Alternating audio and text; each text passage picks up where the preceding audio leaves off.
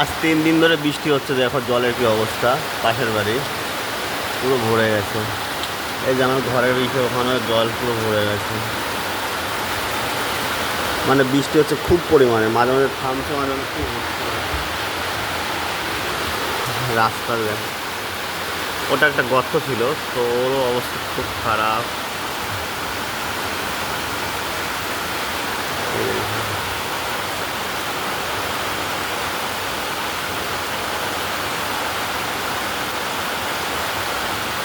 তো বৃষ্টি যা হচ্ছে, আকাশ দেখতে পাচ্ছ, দেখো পুরো সাদা হয়ে গেছে বৃষ্টিতে।